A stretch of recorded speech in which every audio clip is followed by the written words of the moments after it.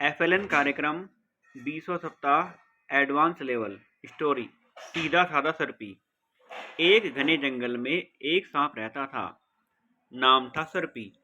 अक्सर सांपों के बारे में आपने पढ़ा होगा कि सांपों की टांगें नहीं होती, वे चल नहीं सकते, दौड़ भी नहीं सकते। सांपों के पंख नहीं होते, वे उड़ नहीं सकते। एक सीधी रेखा में वे तैर भी नहीं सकते। लेकिन सर्पी चलना चाहता था, दौड़ना चाहता था, उड़ना चाहता था और सीधी रेखा में तैरना भी चाहता था। वह हर पल यही सोचता था, अगर मेरी टांगे होती तो मैं सीधी रेखा में चल पाता, अगर मेरे पंख होते तो मैं सीधी रेखा में उड़ पाता।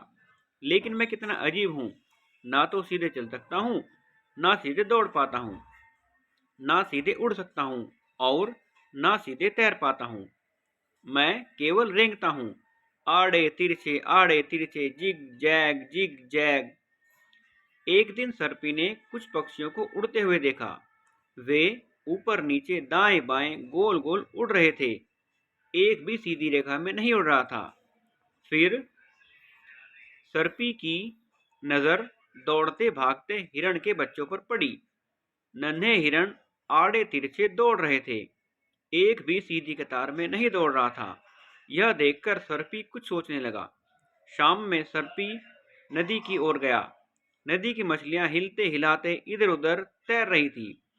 उन्हें देखकर सर्पी सोच में डूब गया। तभी वहां से एक केकड़ा निकला। सर्पी दूसरी ओर सरक गया। वह भी सीधे नहीं चल रहा था। केकड़े की आधा दर्जन टांगे थी, फिर भी वह सीधा नहीं चल पा रहा था। यह सब देखकर सर्पी ने सोचा कि क्या उसे पंख चाहिए, क्या उसे टांगों से फायदा होगा।